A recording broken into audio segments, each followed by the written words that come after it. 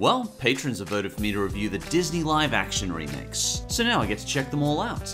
Yes! While I have mixed thoughts on some of the live-action remakes, I personally think nearly all the Disney movies are at least a tier above many of the usual flicks we get at the movies nowadays. So let's start with the remake of my fourth favorite Disney movie of all time, Beauty and the Beast, and probably my most controversial Disney review, because this is the first time I left a Disney movie feeling frustrated. There's a certain standard of razzle-dazzle we can expect from these Disney remakes that tends to wow us in the moment, and Beauty and the Beast has that razzle-dazzle in spades. But there's one problem. The original Beauty and the Beast exists, and this movie follows it line for line in so many places that it's hard not to compare them. But my biggest complaint that left me frustrated is I just can't find Emma Watson a good actor.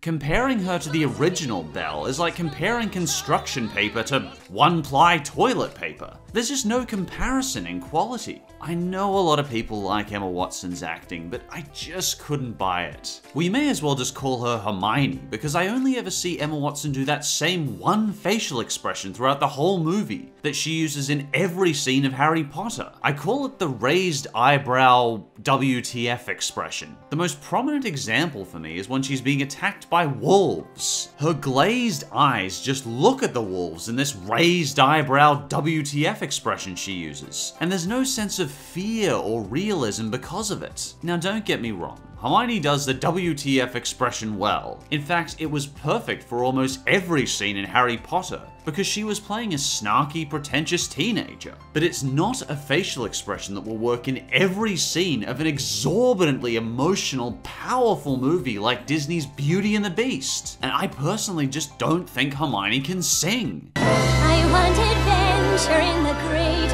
wide somewhere. I want adventure in the great wide somewhere. How can people not hear that? That's just a bloody robot.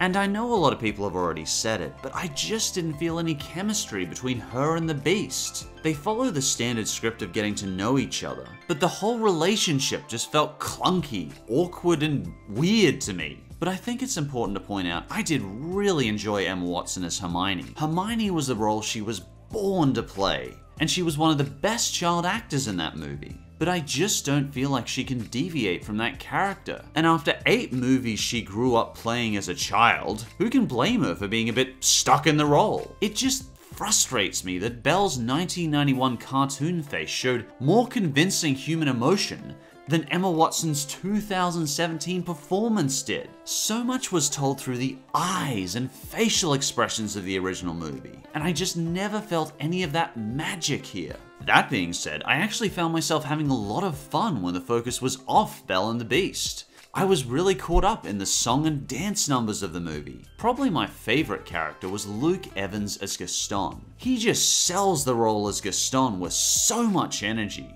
The most memorable scene in the movie for me was actually just the remake of his Gaston song.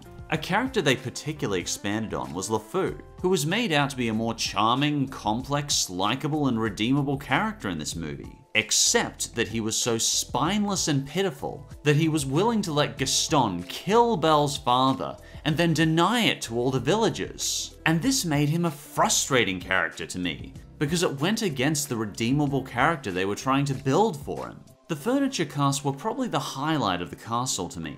Characters like Ewan McGregor as Lumiere really stole the scene with their song and dance numbers. But did anyone else notice that wardrobe looked horrifying? I know it's meant to be comical, but I kept feeling like I was watching a horror movie every time I saw this thing appear on screen. I don't know how Hermione slept at night with this nightmare fuel in her room. But overall, this movie is painstakingly remade in scenery with a lush integration of CG, shading, and live action.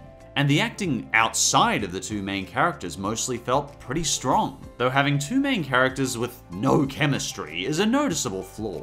I give it 6 out of 10 stars. And thanks again to patrons on Patreon for voting this one in. If you'd like to vote for me to review a particular cartoon, want to see videos a bit earlier, or just be kept up to date on what I'm making in my vlogs, you can check out my Patreon at patreon.com/PhantomStrider8. And as always, thanks for watching, and I'll see you next time.